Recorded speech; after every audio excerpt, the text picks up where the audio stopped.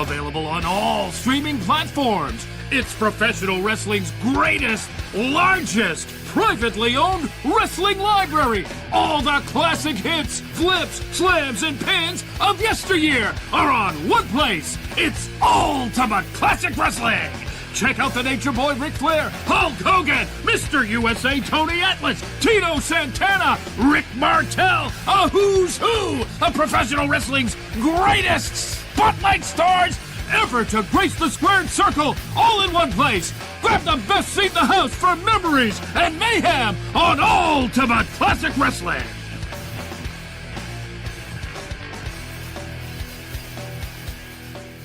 Do you get offended at being called an actor or fake? Of course I get offended. When you've come out of a broken back, 3 years ago, I broke my neck, which they thought I was going to be paralyzed from the neck down. When you've had both your arms broken, cauliflower ears that affected your hearing, your jaw rewired twice, 11 broken noses, of course I get offended. You don't get all these injuries when you're an actor. Lance by Chance, wrestling as a Von Erich. Read all about World Class Championship Wrestling. Who was he? Why was his character created? And why did Fritz expose his true identity on TV?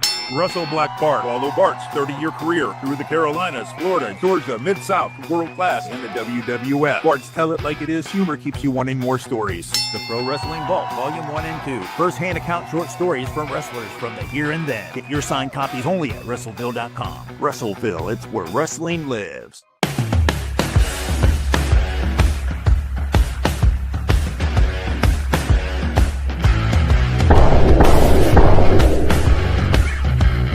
What's going on, everybody? This is the Professor Rick Del Santo. We have a very special guest this week. I've done a number of podcasts with this gentleman again, and always have a very special guest. However, we're going to be sitting here talking by ourselves about a very special event. But let me introduce wrestling historian Anthony Brennan. What's going on, my friend? Oh, not too much. I was just, talking to you this totally off the cuff, and I was watching Survivor Series 1990. And to see if I almost remember it as it was, which is pretty crazy. So I thought it might be fun to kick around because it was such an historic event with the dream teams and the first appearances. And I said, well, this would be kind of nice to kick around, considering that I think we remember it when we were teenagers and kind of we can remember it now as, 35 years later. So it's just going to be a fun show to hang out with you and talk. Yeah. And if you guys have not figured out what we're discussing this week, it is Survivor Series 1990. WWF presents the Thanksgiving night tradition. This is when it was still held on Thanksgiving night. Now, this one is sort of special to me in a way, or could have been even more special, is that I don't live too far from the Hartford Civic Center, maybe about a half an hour or so. I remember begging my parents to take me there, but they would never do anything on a holiday. And that never, makes sense. Yep. Because we were doing stuff with family, and family was, the more important. But it was at the Harvard Civic Center, November 22nd, 1990, 16,000 fans in attendance at the Survivor Series 1990. Now, I did not go to this. I did not see it. I saw it probably like a couple days later. As I got a VHS, my grandmother always had the pay-per-views and would record them, and I'd get them from her. So this one, once I watched it, and then I haven't watched it since. And now you had hit me up, said we should talk about this, and I said, why not? And way different than I remember. It's a little bit off. Interesting. So yeah, no, to me, it's very similar for me. With a little bit here and there, but it's almost as I remembered at 15 years old for whatever reason. You know what I mean? Yeah, I remember the part of the main event, but I did not remember all of it. So I just remember it being Tito, Warrior, and Hogan, and I did not really remember the opposition. The timeline kind of messed up with me, but it was 3-on-5. And to me, I thought back then when I originally saw this, because Tito was kind of going into a lower mid card at that point, kind of gearing towards that direction. And Tito at that point had legendary status. And the fact that they introduced this new concept that the winners of the babyface matches would team up, and then the winners of the heel matches would heal up, tag up, and then they would have a super main event at the end of the event against each other. And it ended up being 3-on-5, which I don't I remember that part, and I just remember it was Yeah, kind of like a big shine to somebody of Tito's status being pretty legendary with that company, even though he is sort of still kind of sinking down the card as time went on. he was. He was. It was funny. It was funny. Looking back at it now, I remember now, like 6 months before, when the Ultimate Warrior won the WWF Championship and vacated the Intercontinental title. Hmm. Mr. Perfect beat Tito in the finals. Right. No, Tito had always been the perennial Intercontinental Champion. So I was just thinking, it's like it did feel like he felt far, and then looking at it 35 years later, it looked like yes, he had fallen. Like as a 15-year-old, I'm like wow, Tito has sunk, but they were still kind of keeping him involved. Like they were keeping him. His job was more to put the big heels over, but they weren't totally like they were keeping him in play to give him some status. You know what I mean? So every once in a while, he would get he would get a big win just to kind of to keep his status up as a guy that it's impressive to beat, if that makes sense. Right. And you're talking about the Intercontinental tournament, which ended up being, Yeah, if you put all those matches together, and I had them on a DVD back years ago, yeah, like a bootleg DVD, all those hmm matches was less than a half an hour. Okay. All those I did matches not know together. that. Yes. Really? And every single match ended in disqualification or countout, with the exception of the finals being Tito and Mr. Perfect. And that match between Tito and Mr. Perfect ended up being a superb, superb match. Yeah, that makes sense. The only other match I remember, great that you pointed it out, was when Tito beat Akeem by countout with the forearm Right. because Yeah. that and I but that just seemed like a big deal because Akeem was so big. When Tito knocked him out of the ring for the 10 count, it just seemed like a big win to the point that I still remember it. You know what I mean? So I don't remember really. I'd have to go back and look. Was Haku in the tournament, I believe, if I remember and I just correctly? remember he probably was. Yeah. I bet you he was. I just remember Perfect, Tito, and Akeem, Right. but I'm there gonna was have to eight go people. back and look. If I can find that at Yeah. some point here today before we get off the air, Yeah. I'd love to hang on, let me type that in. Yeah. But as you type that in, yeah, no, good observation about Tito. He was definitely dropping because he was such a legend when I was like 10 years old, but he was still heavily involved. Like Yeah, he but wasn't the matador yet. that happens quite a bit with a lot of people though. Yeah. It seems. So Yeah. let's see here. Okay, so I think I may or may not have found this. Okay, so Okay. give it a second to load up. It was, I guess there was, yeah, Tito defeated Akeem by countout at 4 minutes. Yeah. 4 minutes. Wow. Yep, that was on WWE Superstars. Let's see, that was on Superstars from the Glen Falls Civic Center, and it lasted a couple weeks. It was then the following week on, it was Dino Bravo and Okay. Brutus Beefcake went to a double countout at Okay. 5 minutes and 17 seconds. Both men began brawling on the floor. Mr. Perfect hmm interfered, pulled Beefcake off the ring apron and attacked him. And then the following week, which would be May 5th, 1990, Mr. Perfect pinned Jimmy Snuka with his feet Oh on the yeah. ropes, 3 minutes and 44 seconds. See, that's one of the only, I guess, pinfalls in the match. And Yep. then Roddy Piper fought Rick Martel to a double disqualification. I actually do remember that match now that we mention that. But because there's so many disqualifications and this and that, blah blah blah, there was no semifinals to the Right. to the Yeah. tournament, and it ended up being just Mr. Perfect and Tito Santana. And that match is 7 minutes and 30 seconds when Kurt Hennig won from distraction from Bobby Heenan. Yeah. That's what Bob. That's what I was gonna say. That's when Bobby Heenan first became Mr. Perfect's manager. Actually, he Right. came down. He came down to ringside towards the end of the match because Perfect was by himself up until that point. And I think if I remember correctly, wasn't it Bobby who said that he wasn't going? Was that when the era when he said he wasn't going to be managing, or was that when Flair came in? That was Flair. That So was Flair. Okay. shortly after, about a year and a half later. Yeah. Yeah. Yeah. All right. So let's Yeah. say, No, like, go ahead. Sorry. oh no, that's all I was gonna say. Yeah. No, that makes sense. Yeah. Yeah. So we're talking here Survivor Series, as I said, Hartford Civic Center, Thanksgiving night in 1990, 16,000 in attendance. There was a dark match, which I never knew about until just today while looking at I'm this up. learning just now. All right, this sounds like it might be actually a pretty Wait a fun minute. match. What, Shane Douglas? It was Shane Douglas and Playboy Buddy Rose.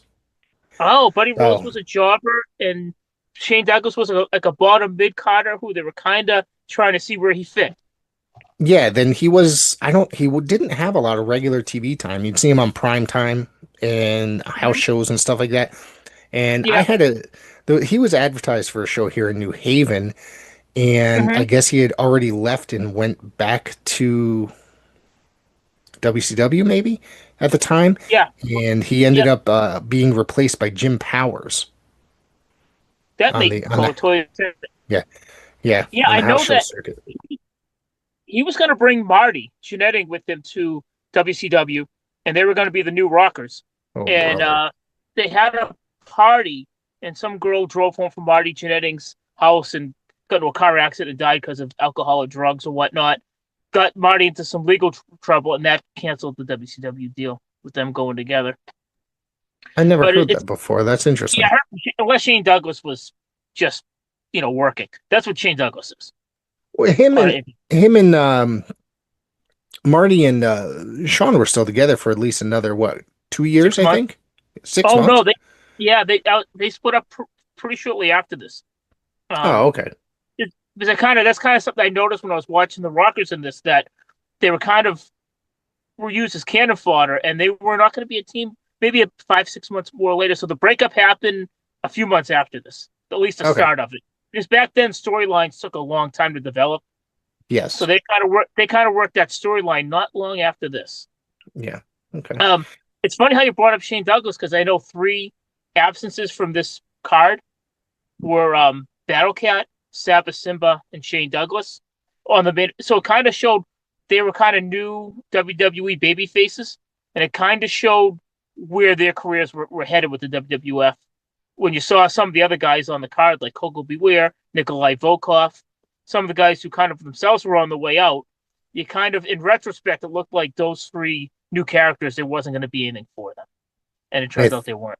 think that Saba Simba, Tony Atlas ended up going back and working for the Savoldis for a while, He did right and after. then going to WCW probably what Mhm. a year later or so. Yeah, with Bill Watts. Yep. Right.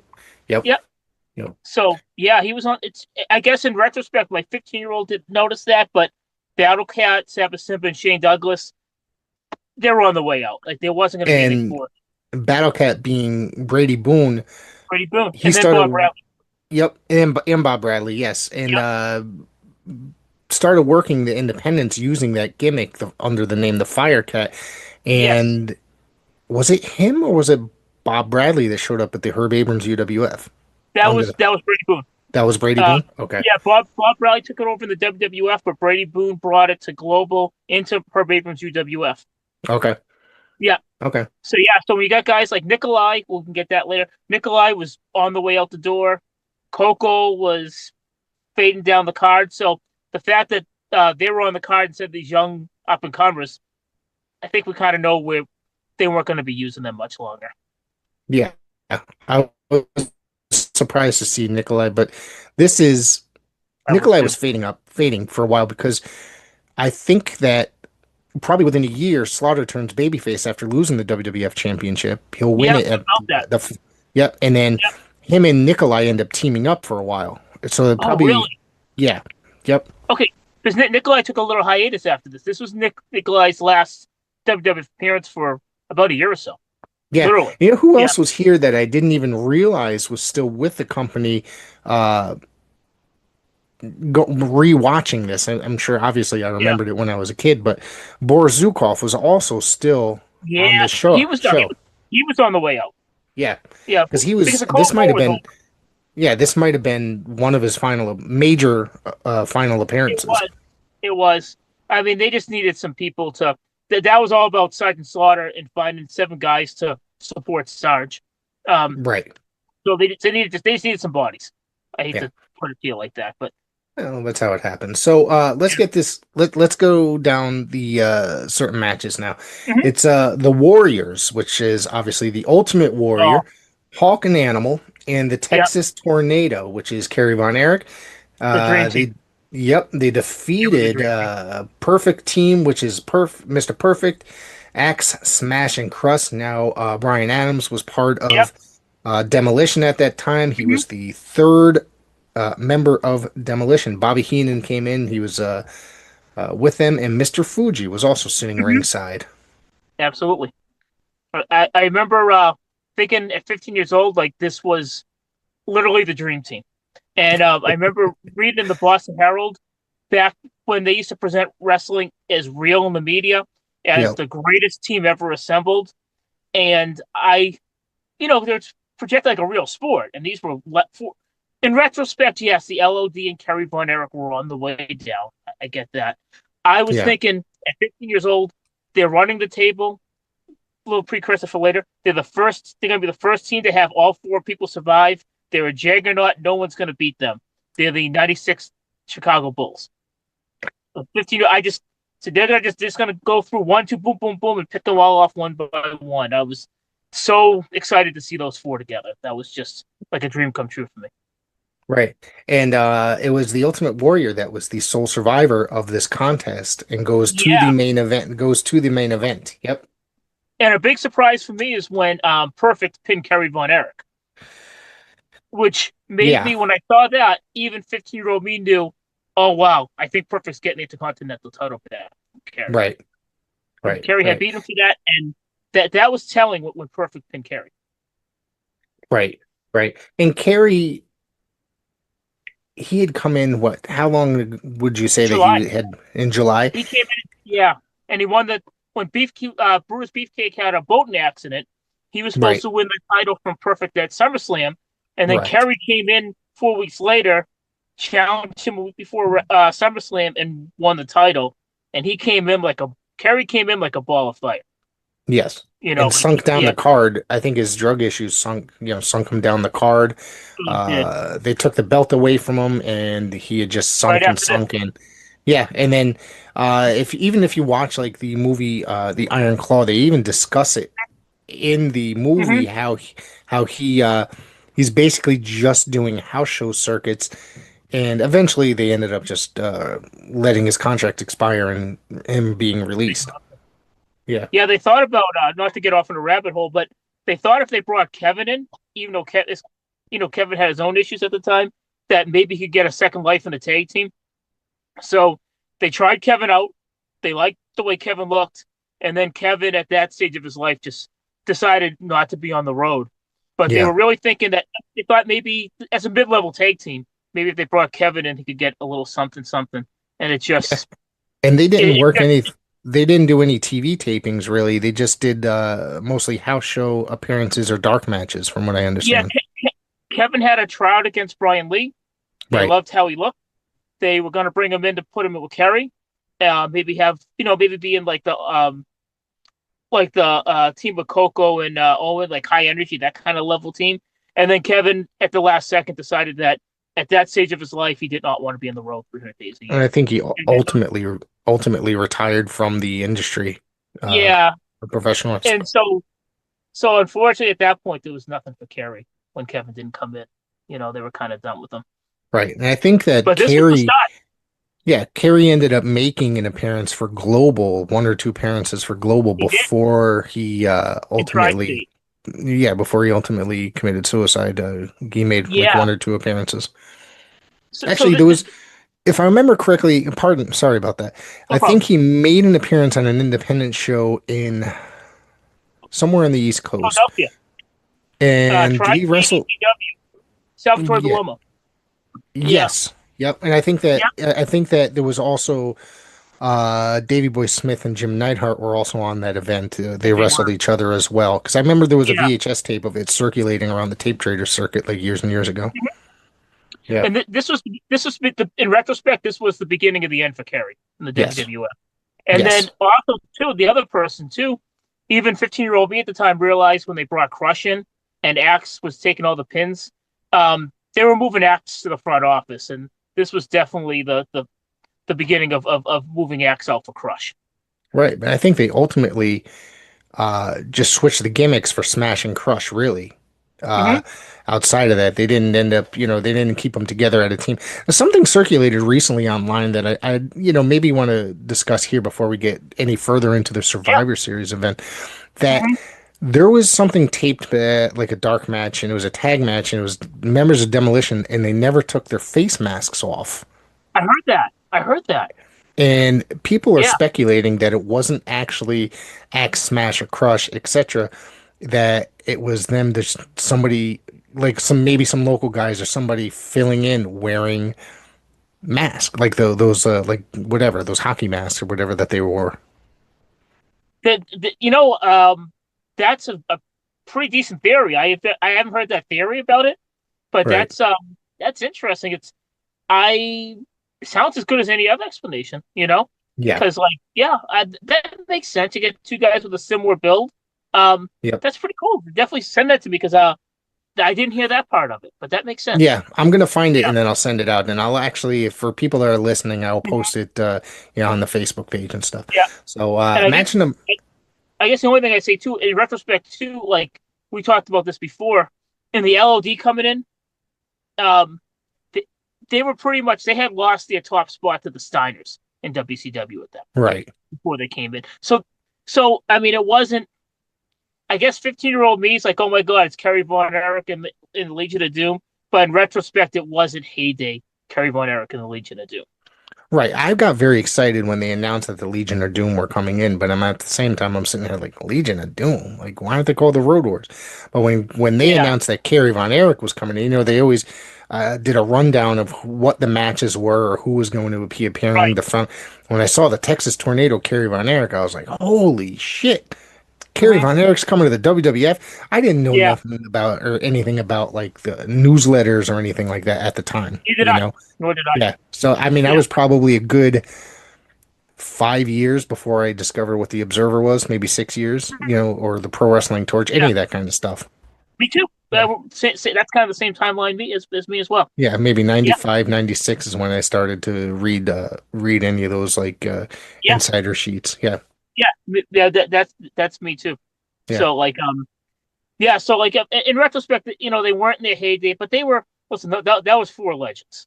You Yeah, know, absolutely. Oh, absolutely. and Absolutely. I was so geeked out for that match at 15 years old to see those four together was Yeah. just. I still get geeked out at 49. That was the 15-year-old comes out at me when I see those four teaming together. Right. But Yeah. you're right. Yeah.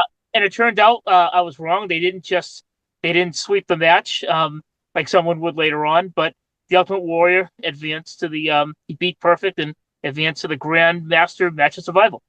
Yeah. Yep. And then there's let's see here. It's the $1 Million Team, which is Ted DiBiase, Oh, Honky Tonk Man, Greg Valentine, which is a mystery partner. right, that was huge. Wow, that was a big one. Yep. They go Nobody against ever did anything. no, they're going against Dusty Rhodes, Coco Beware, and the Hart Foundation of Bret Hart and Jim Neidhart. But coming Yeah. to find out, the mystery partner is a debuting former WCW, USW, or excuse me, CWA talent. Excuse me, let's get Yeah. that correct. Hmm. Yeah, I mean, I'm trying to think of what do they call him? Texas Red. He worked at Yeah. he worked a little bit in World Class. Mean Hmm. Mark Callis. The Undertaker is the member. Now, when I saw that, I was like, I couldn't freaking believe that me and Mark Callis had jumped over to WWF. So you knew who he was. I was really surprised Yes. because about 2 months before that, I actually saw him on ESPN fighting Bill Dundee in Memphis Okay. in between stints. So I was shocked, and you're gonna laugh at this one, but I was a big mark for the Puccio brothers, the Undertakers, Right. and I thought that one of the twins was gonna the Undertaker, the team from ICW, these two twin brothers. I thought when they introduced the Undertaker, I thought one of the twins was gonna come walking out. We didn't get that I did. lucky. We didn't see them for a little while. So, Yes. So they went though, and they hired an attorney, and they bought the patent rights to the name after this, though. correct. And I'm going to put a little conjecture. I do believe that the WWF stole the gimmick from them. And I say that because Bruce Pritchard himself says that often Pat Patterson and him would go to Savoli shows and they would scout talent, and that's where they found Damien Demento. So a little conjecture on my part, they probably loved the gimmick, weren't sold on the guys. They knew they wanted to do something big with Callis. They didn't know what. And as he was signed for about 2 months, they kept him off TV. And I think at some point, I don't think the plan was to bring him as the Undertaker, but I kind of thought, hey, why don't we use this gimmick we saw with the Savolis? All Right. conjecture on my part, but considering the connection that Pritchard and Patterson had with the Savolis, I sincerely think that they stole the gimmick. Right. There was a And huge connection for decades between the two companies, the McMahons and the Savoldis, and yeah, and Mario shady even spoke about talent. it. Yeah, Mario Mm-hmm. even spoke about it. He sometimes they'd go on tours or something like that, and he'd call up Vince and be like, "Hey, can you send me some guys?" And he would Yeah. send them guys to run on his shows. And a lot of times you would see, they're hitting the towns somewhere in New Jersey, and you'd see a bunch of Mario's guys jobbing on WWF TV in New Yeah. York, New Yeah. Jersey, etc. And I recently found out that Pritchard and Patterson would be at the shows, and that's how they found Demento and some of these other guys who they brought in. So I find it far fetched that they at some point Patterson and Pritchard didn't see that gimmick, Right. and I don't think that was kind of the plan all along. But when they were kind of figuring out what to do with Mark Calloway, I think that it crossed their mind. You know what I mean? Right. Um, Right. but I was very shocked to see him in WWF because again, like you, I just saw him on Memphis. I didn't read the dirt sheets, and when he came out, I was floored. You Right. know? I think I had seen him on NWA TV, and while I was watching, say, AWA and World Class regularly on Mhm. ESPN, ESPN. Yeah. I know Memphis was on there for a very short stint because I Hmm. remember one day turning it on in the early evening, probably after dinner Yeah. time, whatever, before dinner. And Hmm. it was, I remember Cactus Jack and Gorgeous Gary Young being on TV. And then I Oh was yeah. never, ever able to find the time on there again. And Mhm. because the Memphis was on there very briefly compared to It the was. AWA and ESP or the AWA and World Class. Both those companies were on there forever. Not that, Mark Calloway wrestled for World Class for a while too, on and off under a He couple did. different gimmicks as well. Yeah. I believe he started there actually. Yeah, I believe so. Yeah. Yeah. Yeah. Yep. But he did a stopover. He did a stopover from the WCW to in Memphis before going to the WWF, and I just happened to see him on ESPN one day because I just would watch just as much wrestling as I could. Oh, back Um, then, yes, yes. yeah. And then it's interesting in retrospect. So they had the grand match of survival. So of course, like um, they don't want to have him in the grand match of survival because he'd have to take the fall. So what they do is they had him eliminate himself after Yeah, I think destroying he was. Coco and Dusty. Yeah, he was brawling outside the ring, I think, and then it was counted out. Yeah. Which, for his being his debut, it would not destroy him coming in because he's going to be getting a big push when he came in, Yes. which would be the following Saturday he would wrestle on WWE Superstars for his first official match, but it was It's recorded Brian a Mancini. week before against Mario Mancini. Correct. Yep. Yeah. Yeah. And so he eliminated Dusty, he eliminated Coco, and then he beat Dusty all the way to the locker room. Funny thing about Dusty, because I didn't read the Observer or anything like that. This was very much close by choice, very Right. close to being the end of Dusty's full time wrestling career, because about 2 or 3 months later, he would show up on WCW as the announcer and the lead booker. So Interesting. he was about to transition to the front office. Um, this is November of 1990. By I think February of 1991, he's the head booker of WCW. So this was Dusty, kind of by choice. Kind of this was the end of him as a full time wrestler, Right. and he's moving on to bigger and better things. Y- Going to the Yeah. office. I remember him popping back up in WCW doing a lot of announcing and Yeah, like you said, working in the front office of WCW and Mhm. doing the booking and stuff. And mind you, at that time period, things hadn't changed yet for WCW with him at the No, being the head booker. So, if anything, it did sometimes in a way. things got a little bit worse at times. So, It got really. Actually, I do remember when he took over for whatever reason. yeah. It started getting really silly when he went to WCW. Yes. And Yeah, I think that he was using a lot of his time from I don't know, I wouldn't say using his time from WWF to influence his he may have. booking. He It may might have. have because Yeah. bringing over a lot of silly gimmicks. Now, I recently who did I speak with? Somebody had seen, been there working with Johnny B. Bad. Johnny B. Bad was doing jobs there. And Yeah, he he was. said that, he saw Mark Marrow and he basically saw Mark Marrow and he said he looked like Little Richard and then he wanted to make him Johnny B. Bad using that gimmick. I heard that too. I heard that Yeah. too. Next thing you know, he's getting pushed on TV. You know, Yeah. and yeah, there was a lot of over the top characters, and they just, there's only one WWF. They had that down. You can't, you could not do what they did. Right. Oz and uh, Oz. There was PN News, and as a 15-year-old kid that was I found it ridiculous. self-conscious, Yeah. Yeah. self-conscious and kind of embarrassed that he liked wrestling. That didn't help, if that makes sense. Yeah. You know, No, it does. um, and another thing I noticed too now, you saw that the end was that 10, probably good 5-10 minutes with DiBiase versus Bret Hart.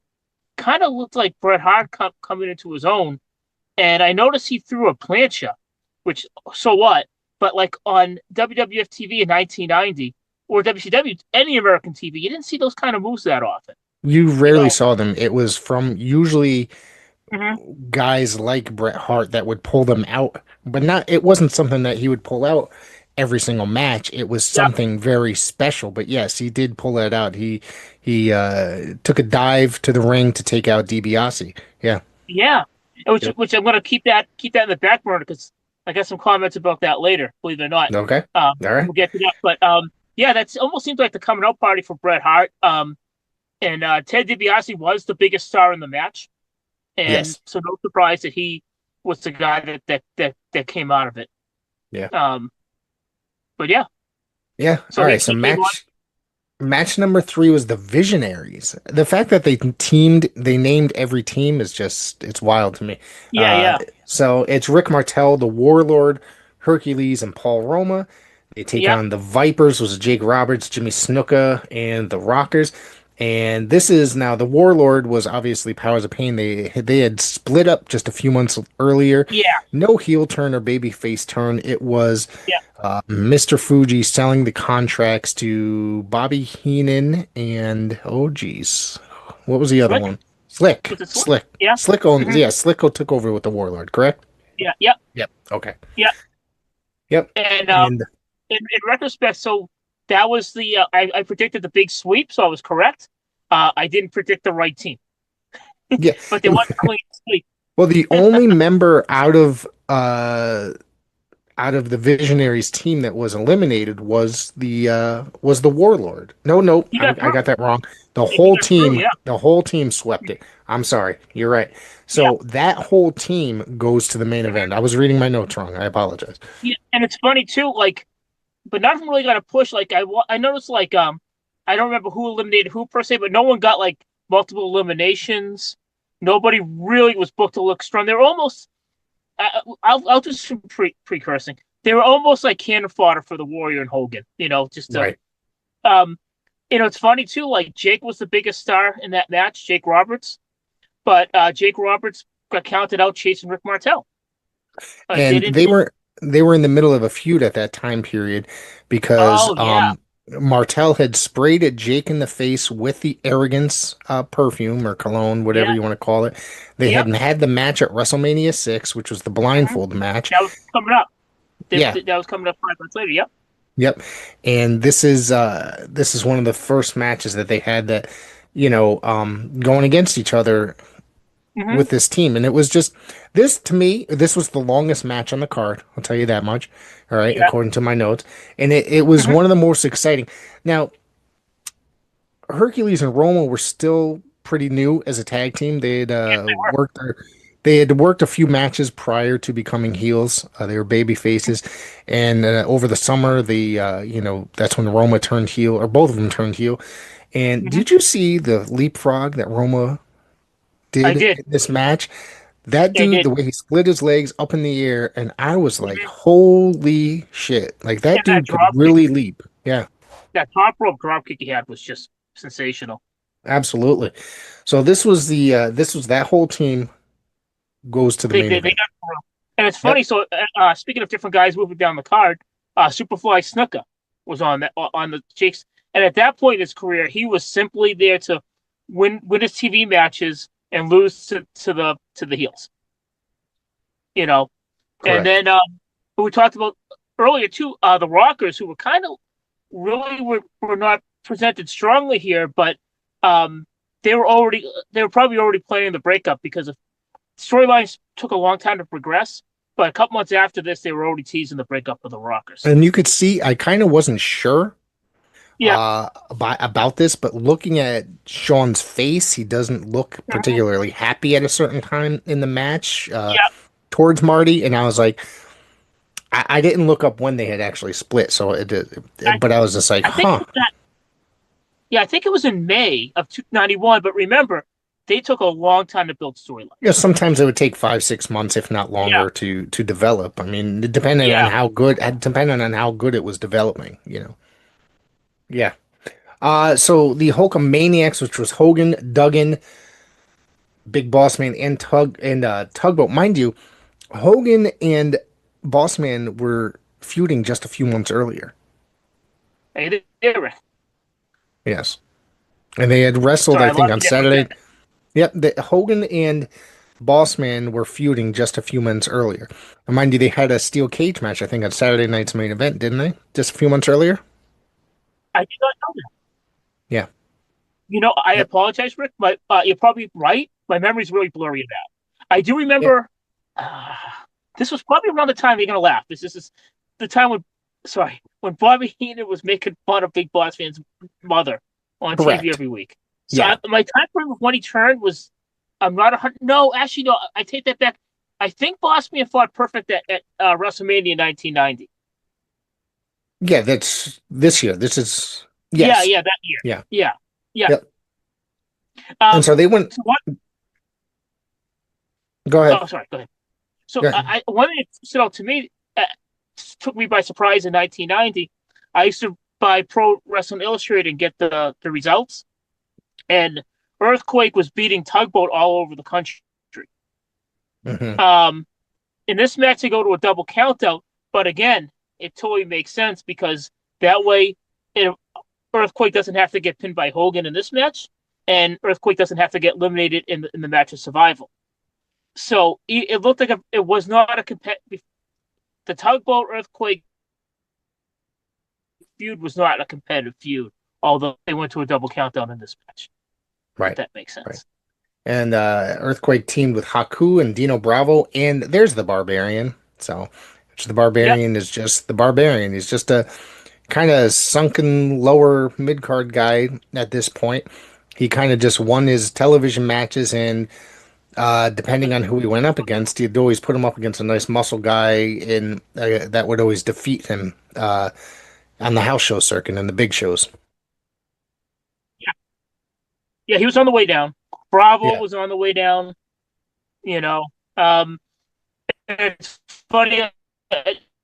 You know, most people who watch probably know this. But Todd and Earthquake would team up, which was a big boost for him because at this point he was just like Hulk Hogan. Right. So getting him, turning him heel was his. This was Hogan.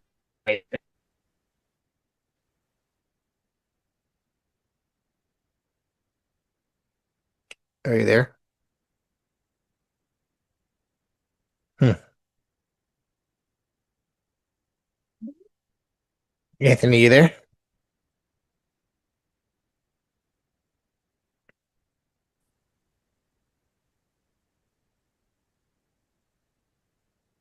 Are you there? I am here, Rick. I apologize. I am here, Rick. No, it's okay. All right. Yeah, I'm just gonna have to do some heavy editing. Luckily, it's not coming out till next week. So, awesome. No, I'm here. I've been here. Yeah. So all don't right. worry. Yeah. All right. So, where did we leave off? All right. So, Maniacs. Hulkamaniacs, yeah, and then it was Hogan was the only survivor in this match and makes it to the main event. Yes. Yep. Yep. Yep.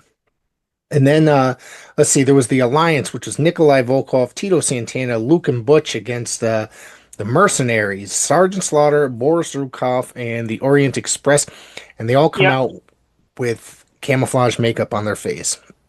It's funny too. I know Boris Zukov was a late substitute for somebody. Don't ask me who. We'll have to look that up at some point. Yeah. So Sergeant Slaughter was wrestling for the AWA that spring. Right. I was very surprised when he turned up in the WWF that summer. And at 15 years old, I did not know what a push was, but I was very surprised that they were pushing. I was very surprised he was getting a push in the WWF. I thought he was going to come in like mid-card. Boris Zukov had replaced Akeem. Okay. Let's see. All right. Hang on one second. No problem. Haku replaced Rick Rude, who had left the WWF over a pay dispute. In the storyline, he was suspended by WWF President Jack Tunney for insulting the mother of the Big Boss Man. And that must have started so well. And we were just talking about that earlier. Of all the things to remember, yeah, I remember that so well. I didn't remember Rick. I remember Bobby Heenan had to replace Rick Rude in all the matches. Yeah. Yes. Yeah. So nobody goes on in this matchup. Tito Santana goes on. Sorry. Jeez, man, where's my brain? Because I just talked about that earlier. Tito Santana goes on to the main event out of this matchup. Yeah. He got Tito eliminated 2 guys and he survived. So they're kind of keeping, he's not the Tito of 1984, 85. They're kind of keeping his status. This was all about Slaughter. Did you notice the pre-match interview, Rick? Please refresh my memory. I did watch it. Okay, so this was about 3 months before the United States invaded Iraq. Correct. And the soldiers were watching on pay-per-view for free. Yep. And he went into I know in 1991 he amped it up even more to 11. But I remember even at 15 years old with my buddy watching this, not outraged, not offended, but uncomfortable because he was going in hard on the soldiers. And correct. Right after they said, "Hey, they're watching you," and I was like, "Oh boy!" Like it was like more of like it was very edgy at 15. Like, "Oh boy!" Like this is rough. This was the complete opposite Sergeant Slaughter that we had grown up with. Yeah. And mind you, he was still doing it in the AWA, right? Just months before he jumped over. A few months, right? 5 months before this event. And I remember, like, I don't know, for whatever reason, I was shocked. They kept saying, like, we love the troops for 2 hours. I did not know Sarge was going to just go in on them the way he did. But sorry for laughing. It was just like... It was edgy. It was very edgy. I saw Sarge was getting a big push. I never dreamed that Sarge was going to win the WWF title a few months later. But again, very good booking in the sense that they made sure, since Sarge was going to win the title at Royal Rumble, that he did not go into the elimination match. That he eliminated himself. When he won the WWE title, WWF Championship, to me it was one of the most surprising things that they could have done, because to me, Sarge was kind of just an older guy that had been around for a very long time, right? And but at the same time, you're sitting there watching it it's just, now as an adult, I understand it. They're trying to get under everybody's skin, trying to make a lot of money because they want to see somebody beat him. Yeah. I mean, they considered having him burn an American flag. Yeah, I think he refused to do it. I heard him say it in an interview. I think it was on Sean Mooney's podcast a couple of years ago. He said, look, he goes, I'll do anything for this storyline, just about anything. But that I am not doing. He goes, I refuse to do that. He also was having his house, he was scared. His family was being threatened and stuff, Oh, and I they had to remember. have security outside his house because Hmm. people at this time still believed. Kayfabe was as many people that didn't believe, there was a lot Hmm. more that still believed way much more than that. Oh, yeah. So what they did as a compromise, he burnt the Hulk Hogan shirt because that Right. symbolized America. But I Right. remember listening to a sports radio show in Boston with a guy who loved wrestling, and it was a very somber talk. And they're like, right before the invasion of Iraq, they were like, you know, I think maybe once we go in, you should tone it down. And this was a big wrestling advocate on a platform that was about mainstream sports. And I remember Right. that discussion, like, let's. He wasn't judging. He's like, I think maybe once we go in there, maybe such should tone it down a little bit. Right. But And I yeah, think this that they this would tone it down once he lost the championship, however, yeah whatever, once he, yeah, yeah. in March. So in between this match and the main event, we had the very special appearance of something that became one of the biggest jokes in professional wrestling, even, let's see, was it 30, almost 40 years later, 35 years later? I got I'd some have to opinions on say. that might be contrarian. I know what you're Yeah, calling that, but yeah. yeah. So we had the appearance of Hector Guerrero as the Mhm. gobbledygooker, and Mhm.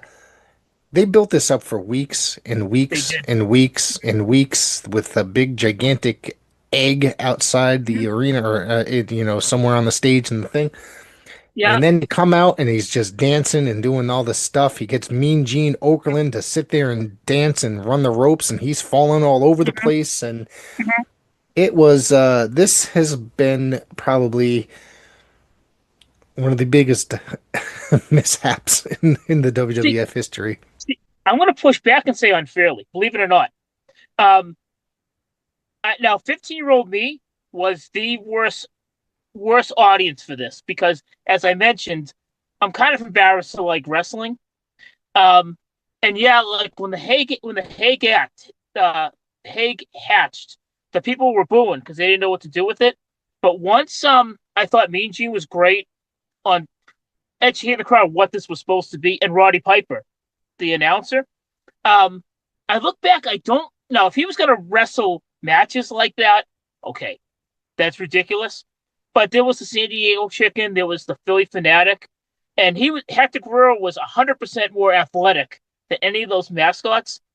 And I think it was, and the people kind of got behind it once Mean Gene came in, and what it was. It was just a mascot to entertain the kids. Um, Do you think that on Mean top, Gene stepped in to try to save the segment? oh no, no, no, no! I think he was there to educate the crowd on what this was supposed to be, Right. and I think Roddy Piper too. Um, yeah, okay. At 15 years old, I was too cool for it, but I thought it was great for little kids. If he was going to wrestle a match like that, okay, that's a different story. But I Right. mean, legitimate sports had mascots like that. On top of that, there was a plan for Hector Guerrero to wrestle under a mask on the opening matches, and as I told you about Bret Hart, bring that lucha libre Mexican athletic style to the United States of America. Right. At that time, WCW also signed Conan, and when the gobbledygooker didn't work out, they replaced Hector with Conan, the WWF. They signed him away from WCW.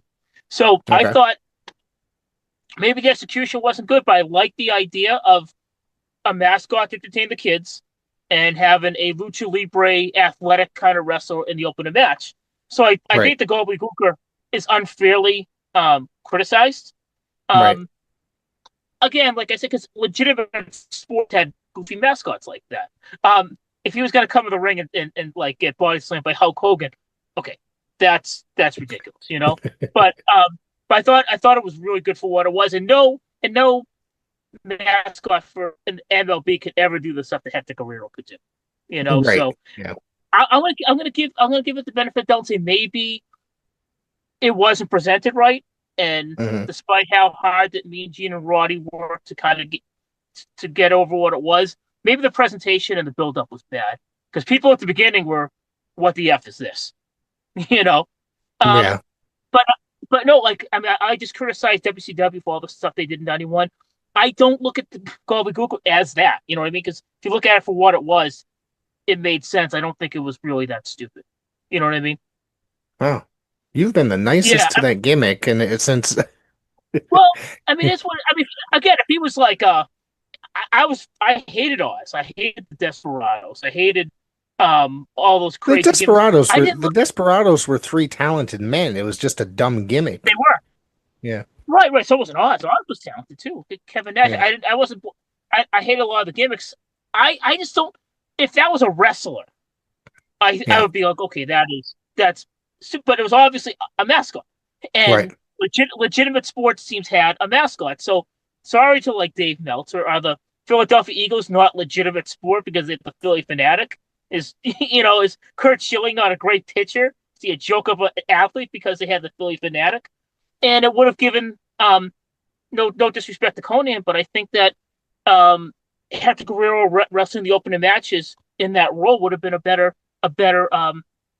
fit for that role than Conan. He was much more athletic and a much better wrestler, and he was going to wrestle the opening matches with a mask gimmick, and he was going to be going over, in the Right. special attraction role that they eventually put Conan in.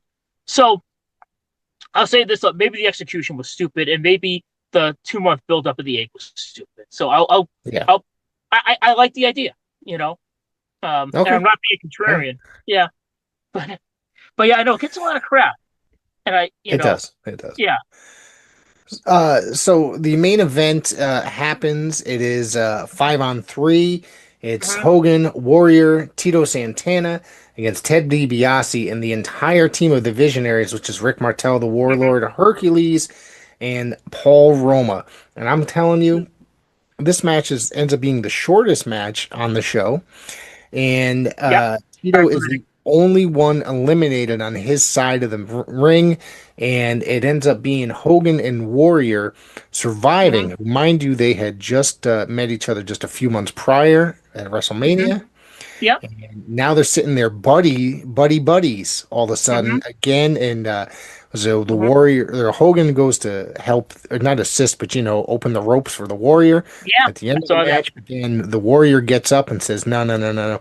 He goes to show respect to Hogan, which I'm Mhm. just like, these twos were feuding for months prior, and Yeah. now they're buddies again. But they did hug it out though at WrestleMania. To be fair, True, like they true. protected with the belt, and they did the. Um, I noticed again keeping Tito strong. I remember when Tito hit the Warlord with the forearm 30 years ago. I was like, "Whoa, that was out of nowhere." That blew me away. You're right. I knew he was going down eventually. Some things that kind of when I rewatch it that was kind of interesting to me is that the Warrior came to the ring second. Hogan came to the ring before the Warrior. The Warrior got the final elimination, and when they left to the Warrior's music. So at that point, I don't know what the long term plans were, but it looked like Warrior was 1A and Hulk was 1B, based Right, on the presentation of this match. Um, right. the other five, I mean, they were mid carders, they were cannon fodder. Because you didn't see Sergeant Slaughter, and you didn't see the Earthquake, and you didn't see the Undertaker in that match. They Rick had Martel came in there on fire against, him and Tito going in there against each yeah. other on fire for a brief second. Mhm. But they picked five guys who they could beat, if that makes Yes. sense. You Yeah, know, so absolutely. the big heels were not the three big heels were not in this match. Yeah. Um, And they're trying to keep them strong, I think. Makes sense. And obviously they had the debut of The Undertaker, but Mhm. they never went with this concept ever again No, they for didn't. Survivor Series. It was kind of. I got to be honest. I mean, at least the way they presented it was anticlimactic. I mean, you kind of even 15-year-old me knows that the Warrior and Hogan are gonna run the table. I Right. mean, it was pretty anticlimactic, to be honest with you. I Yeah. mean, There was a yeah. lot wrong with it, I think, because honestly, it's like they're basically admitting that there's baby faces and heels in Hmm. a way as well, which it's like to me, they're just professional wrestlers. You know what I mean? That's what they're supposed to be, is like, so you're teaming up. Basically, you're teaming up the good guys against the bad guys. The winners of every good guy match and the winners of every bad guy match against each other. So it kind of like that in itself didn't really make much sense either. No, I agree with that. I think it was a bad idea. I mean, Yes. if anything, it took away from the Warrior and Hogan's matches early in the card, if that Right. makes sense. Because Yep. it was just them rolling through 5 mid carders that just it was Yeah. extra time. It was It was filler. actually the shortest match of the evening as well, at 9 minutes and 7 seconds. Yeah. Oh well, because back then, like they would lose the satellite. If Yeah. so that makes sense. They'd have to. It was like time remaining. So they Right. knew Well, to this, wrap if it up. you look at this show Mhm. was one of the shortest pay-per-views. If you look at the time compared to other events, it was 2 hours and 20 minutes, which every show back then ended at about 42 minutes, 42, 45, roughly around that period. In this one, and even if I was just looking on YouTube as well, and it was hang on, let me find it here. Oh, It's take on your time. the it's on the WWE Vault as well on YouTube. Mhm. So provided I can get it up here. Yeah. So it ended up being, I think it's like 2 hours and 11 minutes or something like that. Let me Mhm. just No, take your time. That's good observation by you. I didn't pick up on it that it was a shorter it night. is. What I mean? That's the weird part about it. It's that's the weird part about it, is that it's pretty damn short. Let's see here. Okay, yeah, 2 hours and 19 minutes. Excuse me. Mhm. So That's here right. Yeah. it's on the WWE Vault on Mhm. YouTube as well, so you can watch it Mhm. up there. And obviously, it's on Peacock. That's where I watched it. So it was Yeah. on Yeah. Peacock. So yeah, Interesting. Yeah. yep, No, I honestly I didn't pick up on it. For whatever reason, it didn't. I just sat there and I watched it, and I didn't notice it. But I guess who knows? Maybe with the holidays, who knows what was going on with the satellite, and maybe they're having problems yeah. with the satellite too. Because Trying to get sometimes, like, rid of people. I back in 1989, I ordered the Great American Bash. I had to get a refund because the satellite didn't work and I didn't get to watch it. So Interesting. sometimes think quirky things would happen like that. So Yes. who knows? The technology was a lot different then, so not really sure why that Right. was. There could have been a reason, you know. Yeah.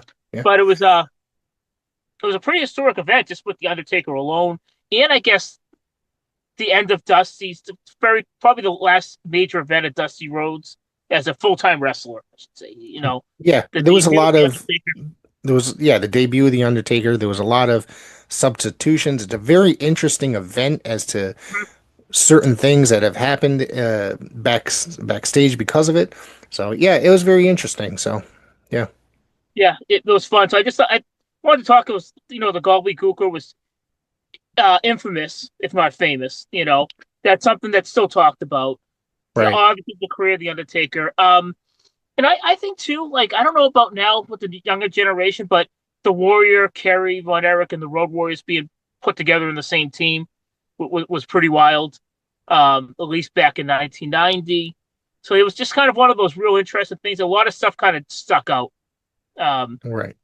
And Sergeant Slaughter, the rise of Slaughter, because that was a quick rise. He went from ESPN Monday Afternoon Wrestling to headline of WrestleMania. Yes, all within about a year, A probably year, yeah, less. yeah, Yeah, yeah, yeah. So I just thought it was interesting. I thought the one thing that was very interesting about the Korean Match of Survival, in retrospect, you could kind of watch how they were presenting the top heels, which I did pick up on at 15 years old. Like how certain guys like Earthquake, Undertaker, and Slaughter, how they protected those guys from taking. right, They all got out of there without getting picked. So right, it was right. it was pretty interesting. Yeah. So and it looked like the WWF, they knew they had a direction. They knew what direction they wanted to go. Like they were very organized, and they were planning, and they, for better or worse, you could say you don't like the plan, but they knew where they wanted to go. They had it really well mapped out what they wanted. Right. So Yep. yeah, I mean Yeah. I give the show maybe nostalgia an A+, and that might just be the 15-year-old in me watching the Dream Team kick it off. Yeah, it was a fun show. Yeah, I gotta say yeah, that, and I would go yeah. back to watch it again probably in another 30 years. But Mhm. so Yeah, yeah, no, yeah. I have no need to go. I mean, I have no need to watch it again after that. You know what I mean? But yeah, it was interesting. It was interesting to see again, like Bret Hart throw the plancha, and the desire to bring in either Conan or Hector Guerrero to kind of work that style a little bit. Where the WCW had that desire as well too. So little things like that, like watching Bret Hart kind of break away from the pack a little bit, and it was just kind of a fun little show to visit on, and it was kind of surprising how similar how a lot of similarities for me at 15 and 49 what I remember, and maybe I was kind of becoming a little more of an adult in some ways, but I don't feel like I don't feel like I was watching through the eyes of a little kid 35 years ago. I was getting a little bit older, right. you Yeah, know. we were changing at that age. That's a Yeah, major change. Yeah, yeah. yeah, Well, Anthony, I'm gonna start yeah, wrapping it up. I want to say that yeah. this has been a pleasure talking about this Oh, event, I appreciate it. and we're Yeah. definitely gonna have you back again soon to do some Oh, that'd be great. more retro wrestling talk. We'll have to pick another event to go over and Yeah. Well, I got an idea. watch. Well, you pick the event, and then we'll Yeah. go over it. Well, Yeah. yeah, we'll talk about it. All Yeah. right. Thank I you. want to say